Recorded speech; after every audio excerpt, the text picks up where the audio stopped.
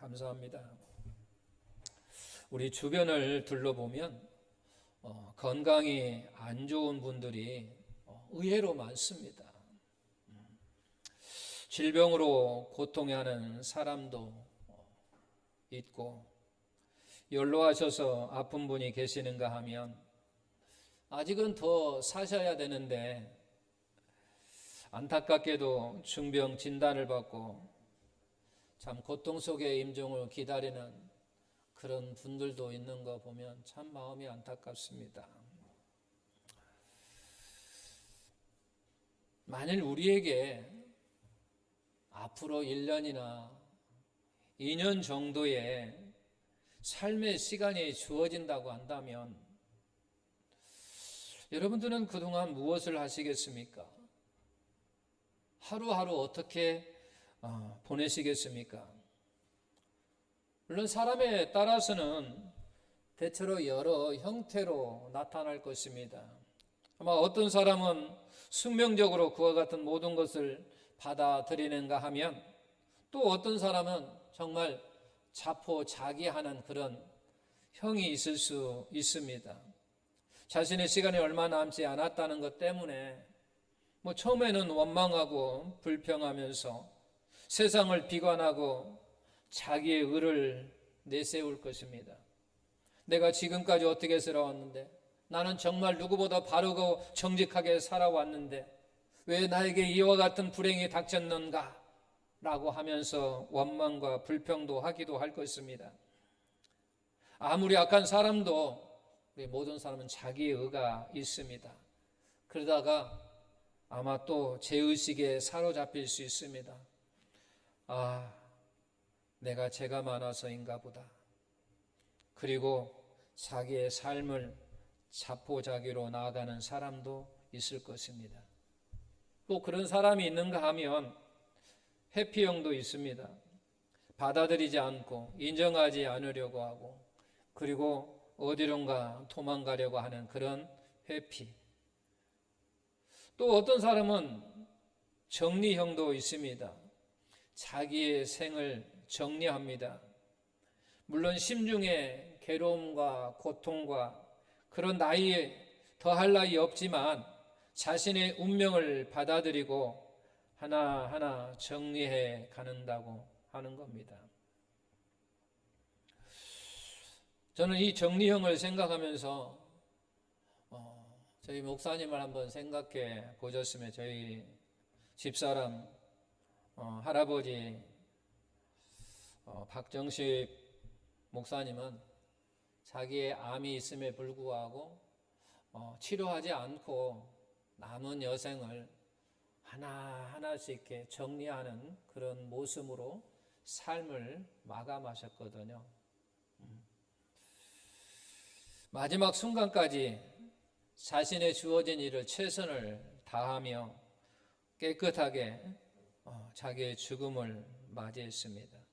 자신을 위해서, 가족을 위해서 마지막 순간까지 남에게 도움이 되기 위해서 최선을 다하는 모습으로 자기의 삶을 마감했던 것을 보게 됩니다. 어쨌든 이러한 여러 형태의 이와 같은 형이 있다라고 하는 거죠. 나에게 만약에 1년이나 2년의 그런 삶의 시간이 주어진다고 한다면 나는 어떠한 형으로 삶을 맞이할 것인가? 분명한 사실은 그 어느 누구도 예의 없이 반드시 마지막 순간이 찾아온다고 하는 사실입니다. 그 누구도 피할 수가 없습니다. 물론 1년이 될지 2년이 될지 그런 기간은 우리가 알지 못하지만 반드시 우리 모든 사람에게는 반드시 이와 같은 그 마지막 순간이 우리에게 찾아온다라고 하는 겁니다. 그런데 많은 사람들이 이 마지막에 올 때 이 종말에 대해서 잘못 생각하고 있는 경우가 있고 오해를 하고 있는 사람도 많이 있습니다. 그것은 종말을 많은 사람들이 두려움으로 여긴다라고 하는 것입니다. 믿는 사람들도 많이 공포와 두려움에 그런 것을 가지고 있는 사람이 많습니다. 왜냐하면 우리는 종말에 대해서 많이 부정적으로 배워왔기 때문입니다. 인간의 종말을 죽음으로, 그리고 그날은 슬픔과 눈물의 날로 인식되어 왔습니다. 개인적인 종말은 물론 우주적인 종말에 대해서도 더더욱 두려움으로 생각했습니다. 종말하면 우리가 심판을 생각하기 때문에 그렇습니다. 성경에서도 종말에 대해서 도적같이 오리라, 그리고 그날에는 에언서에 보면 크고 두려운 날이라 이렇게 표현했을 뿐만 아니라 예수님도 그때의 징조에 있어서 두려운 현상으로 많이 표현하고 있습니다. 마태복음 24장에서 보게 되면 종말의 징조들을 보게 되면 땅에서 기근과 지진과 재난이 일어날 것이고 전쟁이 일어날 것이고 사랑이 식어지고 하늘에서도 재난이 있을 것이라고 기록되어 있습니다. 그리고 어떤 사람은 들림을 받는가 하면 어떤 사람은 버려둠을 당한다라고 기록되어 있습니다. 이러한 내용 때문에 많은 사람들 인식 속에 바로 종말은 두려운 날이요 공포의 날이다 라고 마음속에 또 우리의 생각 속에 있다라고 하는 거죠. 그러나 실상 두려운 것은 우리 속에 있는 죄성 때문이지 우리 안에 있는 죄성의 본성이 우리를 두렵게 만듭니다. 물론 그날은 심판의 날은 분명합니다. 양의 무리는 오른편에 염소의 무리는 좌편에 서는 날이라고 분명하게 기록되어 있습니다. 그러나 그것을 어떻게 믿고 이해하느냐에 따라서 그날이 심판의 날이 될 수도 있고 그날이 바로 축복의 날이요 그날이 기쁨의 날이요 인생의 바로 최고의 날이 될 것입니다. 이게 어떤 사람에게는 그날이 두렵고 공포가 심판의 날이지만 어떤 사람에게는 그날이 인생에 있어서 최고의 복된 날이라고 하는 거예요. 정말 기쁨의 날이요 축복의 날이라고 하는 거예요. 예수님께서 말씀하실 때 간혹 역설적인 그런 말씀을 표현하십니다. 마태복음 10장 34절에 보게 되면 내가 세상에 화평을 주러 온 줄로 생각하지 말라. 화평이 아니요 검을 주러 왔노라. 이건 바로 대상에 따라서 다르다고 하는 것을 우리가 알아야 됩니다. 어떤 사람이 화평을 주고 왔고 어떤 사람이 검을 주러 왔다라고 하는 거예요. 전체적으로 화평을 주러 온 것이 아니라 전체적으로 검을 주러 왔노라라고 하는 말씀이 아니라 어떤 사람에게는 화평이요 어떤 사람에게는 바로 칼, 검이라고 하는 거예요. 즉 다시 이야기하면 예수님을 영접하는 사람들에게는 바로 예수님으로 인해서 화평을 바로 얻는다는 얘기고 그러나 예수님을 믿지 않는 사람들에게는 예수님의 말씀대로 칼이, 검이 그에게 임한다라고 하는 거예요. 내가 세상이라고 해서 모든 사람에게 화평을 주러 온 줄로 생각하지 말라라고 하는 것은 온 세상의 모든 사람들에게 화평을 주러 온 것이 아니라 바로 검을 주러 왔노라라고 하는 말씀 속에는 바로 어떤 사람에게는 화평을 어떤 사람에게는 바로 검을 주러 왔다고 이야기하는 거예요. 그 기준은 뭐냐면 예수님을 영접하는 자와 영접하지 않는 자의 기준이라고 하는 거예요. 예수님을 영접했다고 한다면 그에게 예수님에 대해서 화평이요 자유요 바로 복이요 축복이요 기쁨이요 최고의 날이 되겠지만 그러나 그렇지 아니하고 믿지 않는 사람에게는 예수님 말씀이 칼이 공포가 그에게 두려움이 바로 온다라고 임한다라고 하는 거죠.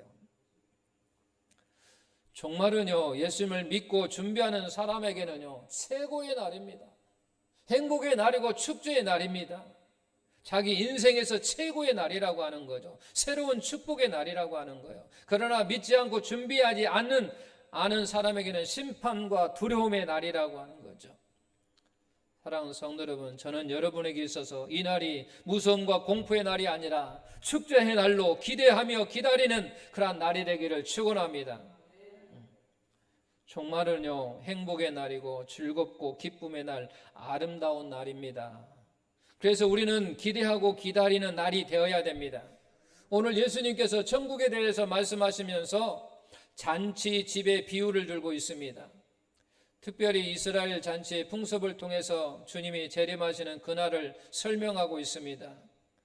먼저 주님께서 오시는 날을 천국이라고 표현하고 있습니다.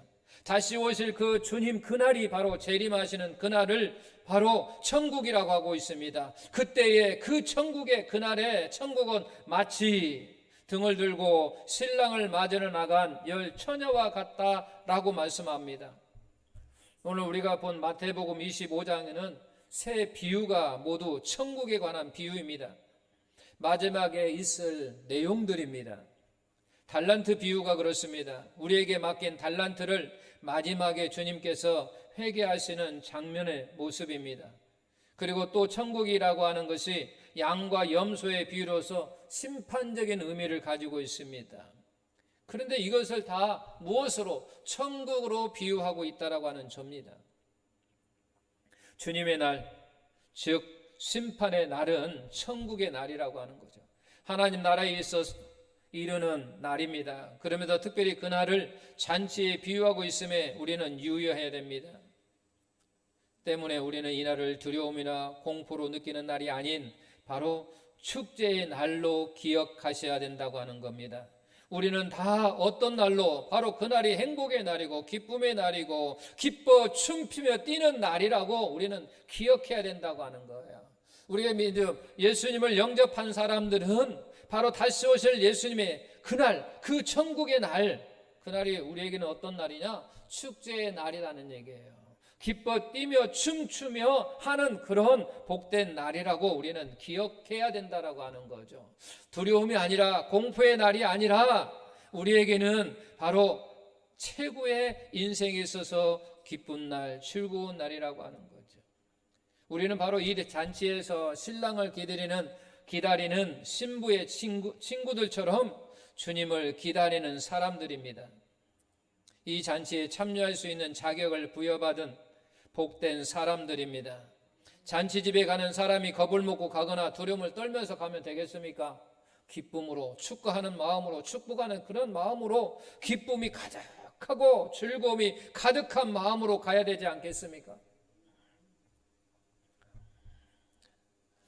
천국 잔치는 한 번 이루어집니다. 두 번도 아니에요. 단 한 번으로 끝난다라고 하는 거죠. 믿지 않는 사람들에게는 두려움의 날이지만 초대받은 사람들에게는 감사의 날이요, 기쁨의 날이요, 축복의 날입니다. 그래서 우리에게는 바로 감사의 날이라고 하는 거죠. 그래서 우리에게는 그날이 기쁨의 날이요 축복의 날이라고 하는 것입니다. 우리는 이것을 알고 이제 이 날을 의식하면서 살아가야 되고, 그렇다면 반드시 우리는 그날에 그곳에 들어가기 위해서는 준비해야 될 것이 있다라고 하는 거죠. 오늘 본문 말씀을 통해서 우리는 어떻게 준비해야 되는가를 우리에게 보여주고 있습니다. 먼저 종말에 대한 의식을 가지고 살아가십시오. 성경에서는 깨어있으라 혹은 정신을 차리고 근신하여 기도하라 등으로 말씀합니다. 오늘 말씀에서도 주님께서 결론적으로 뭐라고 말씀하십니까? 13절, 그런즉 깨어있으라 너희는 그날과 그때를 알지 못하느니라. 그러니까 그날을 알지 못하니까 우리가 깨어있어야지, 깨어있지 아니하면 그 날을 놓칠 수 있다라고 하는 거예요. 그래서 깨어있으라고 말씀하십니다. 우리가 운동 게임 보시면 대부분의 운동의 승패 결과는 정신력에 많이 달려 있습니다. 호흡을 가다듬고 정신을 집중해서 하는 그런 운동과 정신 집중이 되지 않는 운동의 결과는 전혀 다른 결과로 오는 거죠. 우리의 삶도 마찬가지라고 생각합니다. 정신을 차리고 사는 삶과 무의식적으로 사는 삶의 내용과 질, 결과는 분명히 다르다고 하는 거죠. 대충 주어진 시간을 적당히 흘려보낸다면 우리의 인생의 삶은 나아질 수가 없습니다. 어떻게 보면 점점 퇴보할 수밖에 없습니다. 때문에 우리는 정신을 바짝 차리고 일하며 살아가는 훈련이 필요하다라고 하는 거예요. 그 방법 중에 하나는 물론 여러 가지 있지만 그 중에 하나가 바로 우리가 기도하는 것입니다. 기도를 통해서 하나님을 찬양하고 기도를 통해서 하나님께 감사하며 기도하면서 하나님의 음성을 듣고 하나님의 뜻을 분별하면서 우리가 할 때 바로 깨어 사는 삶이라고 하는 거죠. 그것뿐만이 아니라 우리가 하나님과 교통하고 그 안에서 우리의 마음과 생각을 정리합니다. 기도는 하나님을 의지하는 것이기에 내 마음과 태도가 흐트러지지 않고 믿음으로 나아가도록 힘이 우리에게 된다라고 하는 거예요. 그래서 기도할 때 우리는 마음에 흩어져 있던 것을 모을 수가 있고, 기도할 때 정죄하던 사람들을 용납하고 용서하며 이해하고 수용할 수 있게 되고, 기도할 때 우리는 하나님께 원하시는 것이 무엇인지, 하나님이 선하시고 기뻐하시고 온전한 뜻이 무엇인가를 우리가 알게 됨으로 말미암아 그에 대한 행동을 우리가 할 수가 있습니다. 바로 이와 같은 것이 깨어있는 삶이라고 하는 거예요. 이것이 바로 이기는 삶이요, 이것이 바로 승리의 삶이며, 우리가 바로 그때에 예수의 재림하신 그때 그날 바로 천국 잔치에 들어갈 수 있는 바로 준비하는 삶이라고 하는 거예요. 흐트러진 그와 같은 생각 속에서 무의식 중에 살아가는 것이 아니라 정신을 바짝 차린다라고 하는 그런 삶 속에서 살아가는 것.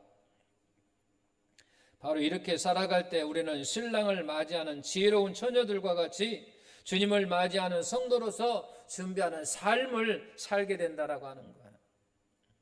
사랑하는 성도 여러분, 잔치에 우리가 참여하기 위해서는요, 반드시 준비되어야 할 것이 있습니다. 이스라엘의 전통 결혼식은 반드시 신랑을 신부의 친구들이 맞이합니다. 그런데 신랑이 낮에 오는 것이 아니라 밤에 옵니다. 그런데 시간을 정해놓고 오는 게 아니에요. 그냥 신랑 마음이에요. 초저녁에 가기도 하고, 자정에 가기도 하고, 그 다음날 새벽에 가기도 하고, 언제 갈지를 모르는 거예요.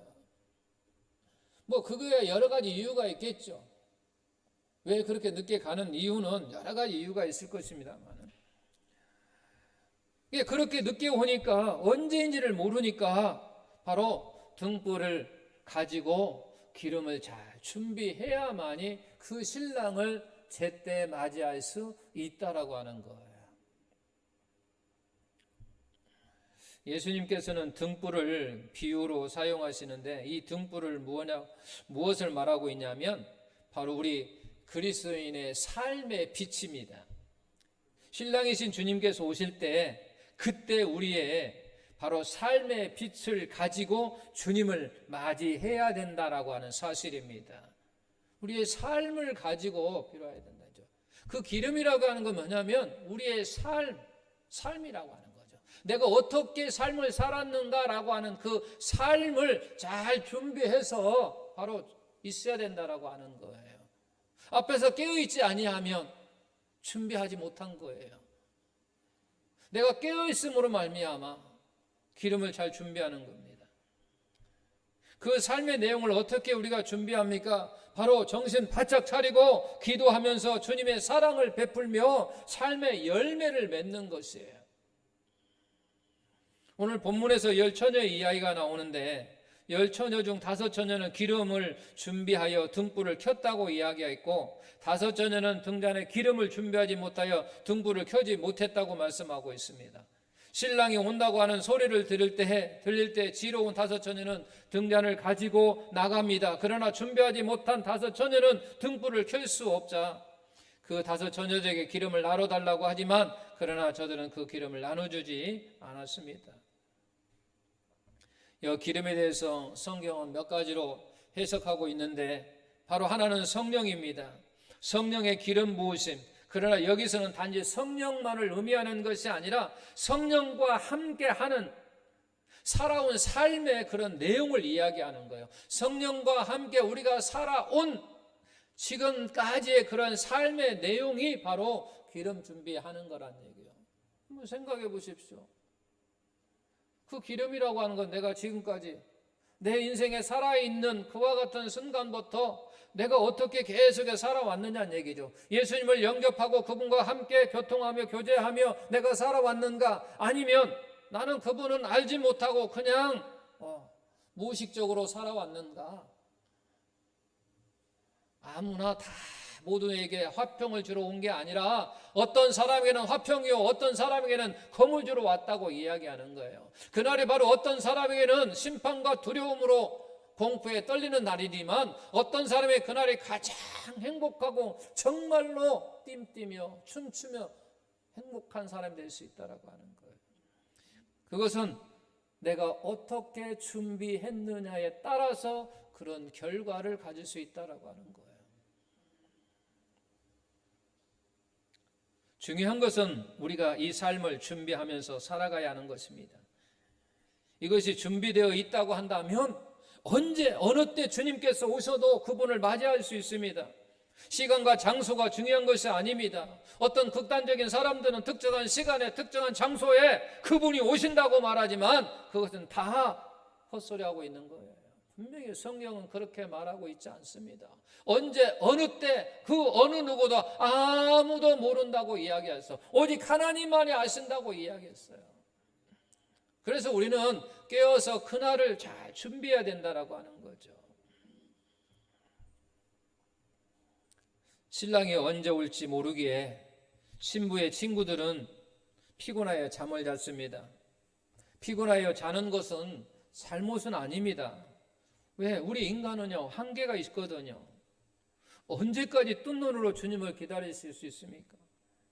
그 말이 아니라 깨어있으라고 해서 잠을 자지 않고 기다리라고 하는 그런 의미가 아니라 바로 우리의 의식이 영적으로 깨어 있어서 바로 우리의 삶이 준비되어야 된다라고 하는 그런 말씀의 의미라고 하는 것이지, 너희가 깨어 있으라고 하니까 잠자지 말고 항상 나를 기다리라고 하는 말씀이 아니에요.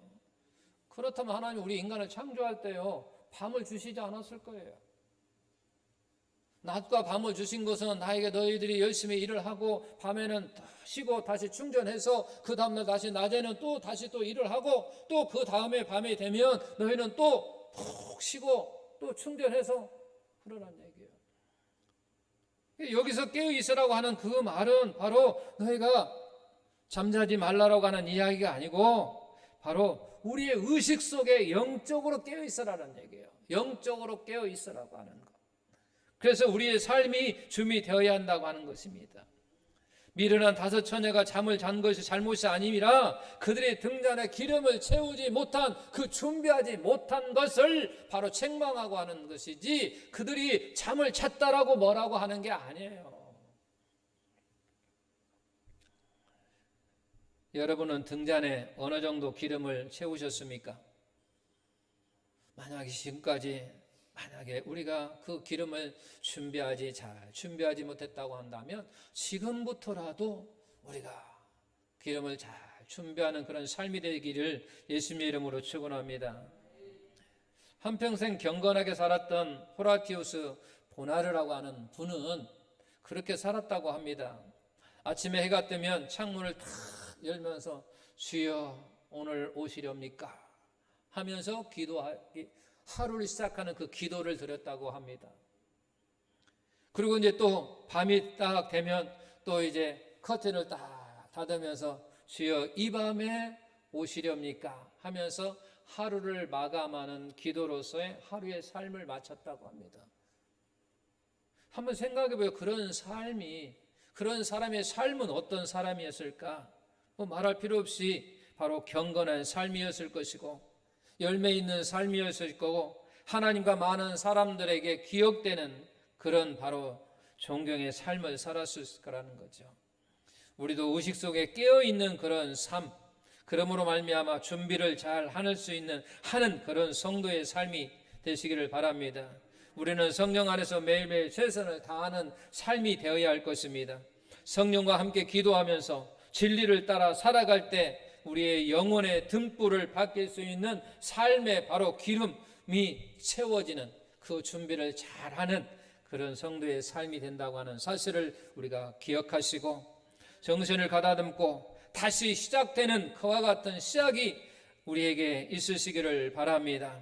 지금까지 잘해왔다고 한다면 더 잘할 그런 준비하시고, 만약 지금까지 내가 준비하지 못했다고 한다면 지금부터라도 우리가 늦지 않습니다. 지금부터라도 잘 준비해서 그때의 그날이 나에게 공포의 날이요 심판의 날이요 두려움의 날이 아니라 나에게 있어서 정말 그날은 나의 인생의 최고의 날이요 기쁨의 날이요 행복의 날이요 즐거움 날이에요. 정말 춤추며 기다리는 그런 날이 되시기를 예수님의 이름으로 축원합니다.